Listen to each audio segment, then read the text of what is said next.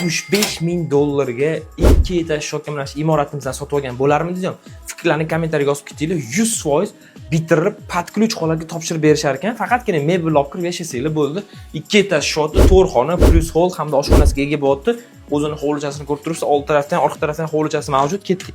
Ichkarini kirib ko'radigan bo'lsak, o'rta chiroylikgina hovlimizni ko'rib turibsiz. Juda ham chiroyli holatga olib kelib kelgan o'sha oppoq shakildan chiqib qolibdi. Xudo xolos bitta aboy maqta chintam qo'rilsa, haqiqatan chiroyli bo'lar ekan. Kirganimizda chap qo'limizga ayollar sevimli xonasi bo'lgan oshxonamiz tushyapti. Chiroylikgina bitta zal, o'zini orqa taraf kichkina hovlichalar bilan birgalikda. Va hamda bu yoq tarafni ko'radigan bo'lsak, alohida sanuzillarga ahamiyat qo'yasiz. Birinchi etaj uchun ketdik, ikkinchi etaj ko'rib chiqamiz. Ikkinchi etaj ko'tarilganimizda bitta koridorimizni ko'rib turibsiz, mana zildan chiqib kelish.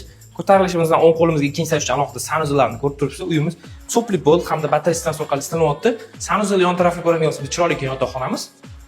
Hamda bu yotoqxonaning orqa tarafida yana bitta yotoqxonamiz bo'lyapti. To'g'rida o'zini bolalar uchun yotoqxonalar bilan birgalikda.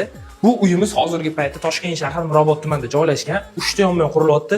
75 ming, 85 ming, 88 ming. Hoslik ko'rsatib o'tgan uyimiz eng katta uy. Bu uyimiz 88 ming, yon tarafida 85 ming hamda 75 ming uyimiz turibdi. Mabodo manzil, aniqroq lokatsiya kerak bo'ladigan bo'lsa, meni ham uyga kelib telefon qiling, tezroq ulgurib qoling.